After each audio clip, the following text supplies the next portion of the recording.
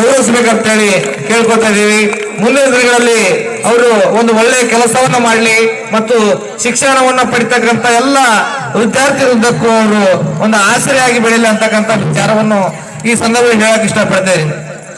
ಯಾಕಂತಂದ್ರೆ ಡಾಕ್ಟರ್ ಬಾಬಾ ಸಾಹೇಬ್ ಅಂಬೇಡ್ಕರ್ ಅವರ ಸಂವಿಧಾನದ ಮೊದಲನೇ ಮೀಸಲಾತಿಯಲ್ಲಿ ಡಾಕ್ಟರ್ ಬಾಬಾ ಸಾಹೇಬ್ ಅಂಬೇಡ್ಕರ್ ಅವರ ಸಂವಿಧಾನದ ಮೊದಲನೇ ಮೀಸಲಾತಿಯಲ್ಲಿ ಒಬ್ರು IAS ಪಾಸ್ ಆಗಿರ್ತಾರ. IAS ಯಾರು ಪಾಸ್ ಇರ್ತಕ್ಕಂಥ ಒಬ್ಬ ದಲಿತ ಯುವಕ ಪಾಸ್ ಆಗಿರ್ತಾನ. ಅವಾಗ ಈ ವಿಚಾರ ಡಾಕ್ಟರ್ ಬಾಬಾ ಸಾಹೇಬ್ ಅಂಬೇಡ್ಕರ್ ಗೊತ್ತಾಗ್ತದ. ಹೌದಪ್ಪ, ನಮ್ಮಲ್ಲಿ ನಮ್ಮ ಸಮಾಜದಲ್ಲಿ ಒಬ್ಬ ಸಂವಿಧಾನವನ್ನು ಬರೆದಾಗ ಆ ಮೀಸಲಾತಿ ಆಯ್ಕೆ ಆಗ್ಯಾನಲ್ಲ, ಅವ್ನ ನಾನು ನೋಡ್ಬೇಕಲ್ಲ ಅಂತ ಡಾಕ್ಟರ್ ಬಾಬಾ ಸಾಹೇಬ್ ಅಂಬೇಡ್ಕರ್ ಅವಾಗ ವಿದ್ಯಾರ್ಥಿ ಬರ್ತಾನ. ಡಾಕ್ಟರ್ ಬಾಬಾ ಸಾಹೇಬ್ ಅಂಬೇಡ್ಕರ್ ಅವರು ಕಾಲ್ ಮ್ಯಾಗ ಕಾಲ್ ಹಾಕೊಂಡ್ ಪೇಪರ್ ಓದ್ಲಾತ್ರ ಅರ್ಧ ಗಂಟೆವರೆಗೆ ವಾಪಸ್ ನೋಡ್ತಿರ್ಲಿಲ್ಲ ಆ ಕಡೆ ಅವ್ರು. ಅಂತ ಸಂದರ್ಭದಲ್ಲಿ ಡಾಕ್ಟರ್ ಬಾಬಾ ಸಾಹೇಬ್ ಅಂಬೇಡ್ಕರ್ 20 ನಿಮಿಷ ಆದ್ಮೇಲೆ ನೋಡ್ತಾರ. ನಮಸ್ಕಾರ ಗುರುಜಿ ಅಂತ ನಾವು ವಿದ್ಯಾರ್ಥಿ. ಯಾಕಪ್ಪ? ಇಲ್ರಿ ಅಪ್ಪಾಜಿ, ನಾನೇ IAS ಪಾಸ್ ಆಗಿದ್ರಿ ನಿಮ್ ಮೀಸಲಾತಿ ಒಳಗ ಬರೀತಕ್ಕಂಥ ಸಂವಿಧಾನ ಒಳಗ. ಒಳ್ಳೇದು, IAS ಪಾಸ್ ಆಗಿದ್ರೆ ನಿನಗೊಂದು ಕೆಂಪು ಕಲರ್ ಲೈಟಿನ ಗಾಡಿ ಕೊಟ್ಟಿರ್ಬೇಕಲ್ಲ, ಅಂಬಾಸಿಡರ್ ಗಾಡಿ ಅಂತ. ಹೌದ್ರಿ ಅಪ್ಪಾಜಿ, ಕೊಟ್ಟಾರ್ರಿ. ಆಯ್ತು, ಒಳ್ಳೇದಾಯ್ತು. ಆ ಗಾಡಿಯನ್ನು ತಗೊಂಡು ಬಂಟೂರ್ ಅಂತ ಒಂದು ಗ್ರಾಮದಾಗ ಬಸ್ ಸ್ಟ್ಯಾಂಡ್ ಹಿಡ್ಕೊಂಡು ಈಗ ಹಳ್ಳಿ ಕಟ್ಟಿ ಹಿಡ್ಕೊಂಡು ಅಗಸಿ ನೀವು ಒಂದು ರೌಂಡ್ ಹೊಡ್ಕೊಂಡು ನಮ್ಮ ಪೂಜಾರಿಗಳ ಸಮಾಜದ ಹಾಲುಮತ ಸಮಾಜದ ರೌಂಡ್ ಹೊಡ್ಕೊಂಡು ಅಂಬೇಡ್ಕರ್ ಸರ್ಕಲ್ ತರ ಬಂದ್ ನಿಂದ್ರಪ್ಪ ಅಂತ ಹೇಳ್ತಾರ. ಆಯ್ತ್ರಿ ಅಪ್ಪಾಜಿ ಅಂತಾನ ಅಲ್ಲಿಂದ ತಾನ. ಮತ್ತೊಂದು 15 ನಿಮಿಷ ಬಾಬಾ ಸಾಹೇಬ್ ಪೇಪರ್ ಓದಿಸ್ ಮಾತಾಡ್ತಾರ. ಆ ವಿದ್ಯಾರ್ಥಿ ಅಲ್ಲೇ ಇರ್ತಾನೆ. ಯಾಕಪ್ಪ ನೀವು ಹೋಗಿಲ್ಲ ಅಂತಾರ. ಆ ವಿದ್ಯಾರ್ಥಿ ಮನಸ್ಸಲ್ಲಿ ಏನಿಟ್ಟಪ್ಪ ಅಂತಂದ್ರ ಡಾಕ್ಟರ್ ಬಾಬಾ ಸಾಹೇಬ್ ಅಂಬೇಡ್ಕರ್ ಮೀಸಲಾತಿ ಒಳಗ ನಾನು IAS ಆಫೀಸರ್ ಆಗೀನಿ, ನನ್ನಿಂದ ಬಾಬಾ ಸಾಹೇಬ್ ಏನಾದ್ರು ಅಕ್ಸೆಪ್ಟ್ ಮಾಡತ್ತಾರ ಏನಂತಕ್ಕಂಥ ವಿಚಾರ ಅವನಲ್ಲಿ ಇತ್ತು. ಅದಕ್ಕೆ ಅಪ್ಪಾಜಿ ನನ್ನಿಂದ ಏನಾರ ನಿಮ್ಗೆ ಸಹಾಯ ಆಗ್ಬೇಕು ಏನಂತ ಕೇಳ್ತಾರ.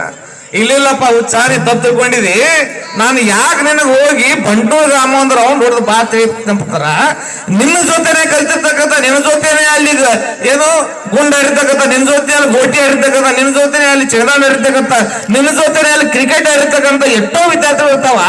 ಆ ವಿದ್ಯಾರ್ಥಿಗಳು ಅಲ್ಲೇ ಏನ ಗಡ್ರ ಬೆಳೆದಿರ್ತಾರ, ಅಲ್ಲೇ ಏನ ಮುಸ್ರಿ ತಿಕ್ತಿರ್ತಾರ, ಅಲ್ಲೇ ಏನ ಕಟ್ಟಿಗೆ ಬಂದಿರ್ತಾರ, ಅಲ್ಲೇ ಏನದ ಅವ್ರು ಅನ್ಪಡ ಬದುಕಿರ್ತಾರ. ಅದಕ್ಕೆ ನೀ ಅದು ರೌಂಡ್ ಹೊಡೆದು ಬಂದಪ್ಪ ಅಂತಂದ್ರ ಈ ವಿದ್ಯಾರ್ಥಿ ಇಲ್ಲೇ ಇದ್ದಲ್ಲ, ಈ ವಿದ್ಯಾರ್ಥಿ ನಮ್ಮ ಒಳಗೆ ಇದ್ದಲ್ಲ, ಒಬ್ಬ IAS ಅಧಿಕಾರಿ ಕೆಂಪ್ ಅಂಬಾಸಿಡರ್ ಗಾಡಿ ತಿರ್ಗಾಡತ್ತಲ್ಲ, ಇದು ಎಲ್ಲರಿಗೂ ಸ್ಫೂರ್ತಿ ಆಗ್ಲಿ ಹುಚ್ಚ, ಆ ಕಾರಣಕ್ಕಾಗಿ ತಿರ್ಗಾಡಬಾ ಅಂತಕ್ಕಂಥ ವಿಚಾರ ಡಾಕ್ಟರ್ ಬಾಬಾ ಸಾಹೇಬ್ ಅಂಬೇಡ್ಕರ್. ಆ ನಿಟ್ಟಿನಲ್ಲಿ ಡಾಕ್ಟರ್ ಬಾಬಾ ಸಾಹೇಬ್ ಅಂಬೇಡ್ಕರ್ ತತ್ವ ಸಿದ್ಧಾಂತಗಳ ಆಧಾರದ ಮೇಲೆ ಯಾರು ತಮ್ಮ ಎಲ್ಲ ಸಮುದಾಯವನ್ನು ಎತ್ತಿ ಹಿಡಿಯುವಂತ ಕೆಲಸ ಮಾಡ್ತಾರೋ ಅವರು ಈ ದೇಶದ ನಿಜವಾದ ನಾಯಕರು. ಇದು ಡಾಕ್ಟರ್ ಬಾಬಾ ಸಾಹೇಬ್ ಅಂಬೇಡ್ಕರ್ ಅವರ ಸಿದ್ಧಾಂತದಲ್ಲಿ, ಅವರ ದೇಹದಲ್ಲಿ. ಆ ಕಾರಣಕ್ಕಾಗಿ ನನ್ನ ಮೊದಲು ಮಾತಾಡೋದು ನಾ ವಾಸ್ತವಿಕ ಮಾತಾಡ್ಬೋದಾಗಿತ್ತು. ನಾನು ನೂರಲ್ಲಿ ಮಾತಾಡ್ಬಿಡೋದು, ಬೇರೆ ಅವಕಾಶ ಕೊಡ್ಬೇಕಂತಕ್ಕಂಥ ವಿಚಾರ. ಆ ಮಹಾನ್ ಭಾವನ ಒಂದ್ಸರಿ ಮುಖ ನೋಡಿ.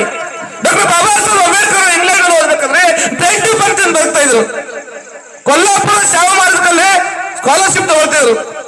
ಯಾಕಂತಂದ್ರೆ ಡಾಕ್ಟರ್ ಬಾಬಾ ಸಾಹೇಬ್ ಅಂಬೇಡ್ಕರ್ ಅಲ್ಲಿ ಕಳಿಸಿ ಬಂದಿರ್ತಕ್ಕಂಥ ಕೆಲವು ಷರತ್ತಾಗಿದ್ದಪ್ಪ ಅಂತ ಹೊಳೆ ಬಂದಲ್ಲಿ ಆ ಕೊಲ್ಲಾಪುರ ಸೇವಾ ಮಾಡಿದ್ದು ಅಲ್ಲಿ ಕೆಲಸ ಮಾಡಿರ್ಬೇಕಾಗಿತ್ತು. ಆ ಒಪ್ಪಂದ ಮೇಲೆ ಅವರು ಹೋದ್ರು.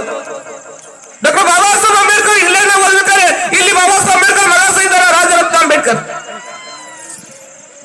ರಮಾದೇವಿ ಅಂಬೇಡ್ಕರ್ ನಿಮ್ಮ ಮಗು ಸತ್ತೋದ ಬಾಬಾ ಸಾಹೇಬ್ ತಿಳಿಸ್ರಿ, ಬಾಬಾ ಸಾಹೇಬ್ ಹೇಳಿ ಅಂತ ಹೇಳ್ತಾರೆ. ರಮಾದೇವಿ ಅಂಬೇಡ್ಕರ್ ಇಲ್ಲಿಲ್ಲ.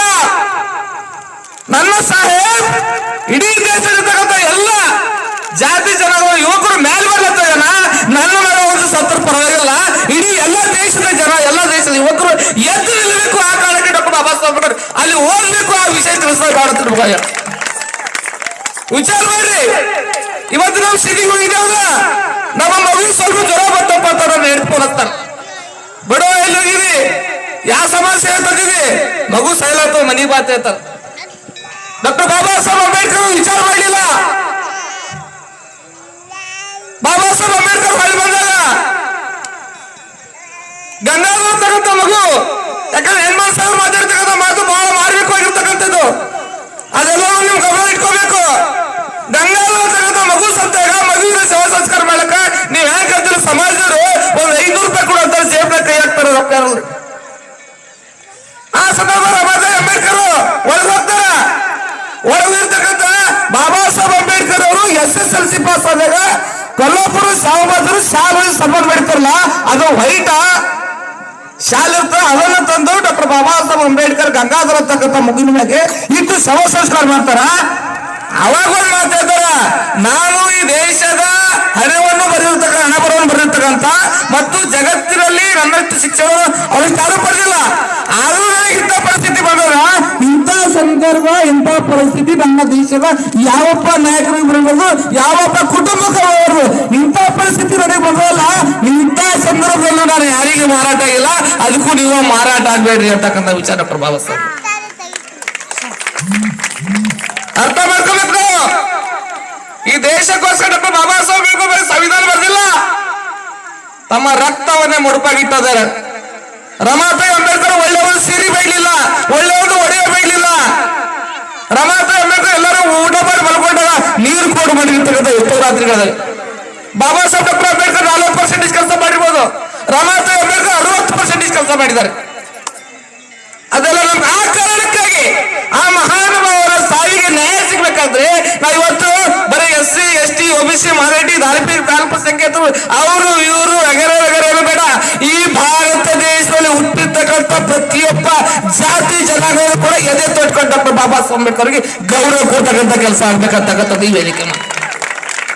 ಯಾಕಂತಂದ್ರೆ ಡಾಕ್ಟರ್ ಬಾಬಾ ಸಾಹೇಬ್ ಅಂಬೇಡ್ಕರ್ ಇವತ್ತು ಯಾವುದೇ ಪಕ್ಷ ಆಗಿರ್ಬೋದು, ಯಾವುದೇ ಜಾತಿ ಆಗಿರ್ಬೋದು, ಯಾವುದೇ ಜನಾಂಗ ಆಗಿರ್ಬೋದು, ಹೋಗ್ತಾ ಇಲ್ಲಿ ಯಾವುದೇ ಮಂದಿರ ಆಗಿರ್ಬೋದು, ಮಸೀದ್ ಆಗಿರ್ಬೋದು, ಗುರುದ್ವಾರ ಆಗಿರ್ಬೋದು, ಬುದ್ಧ ವಿಹಾರ ಆಗಿರ್ಬೋದು, ನೀವೇನಾದ್ರೂ ತೊಂದರೆ ಆದ್ರೆ ಎಲ್ಲಿ ಹೋಗ್ತಾರೆ? ಪೊಲೀಸ್ ಸ್ಟೇಷನ್ ಹೋಗ್ತಾರೆ. ಕಾನೂನು ಯಾರ್ದು?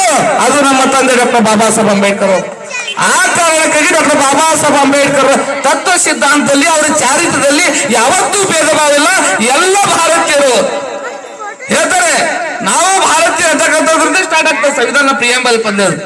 ಆ ಕಾರಣಕ್ಕೆ ಬಾಬಾ ಸಾಹೇಬ್ ಅಂಬೇಡ್ಕರ್ ದೃಷ್ಟಿ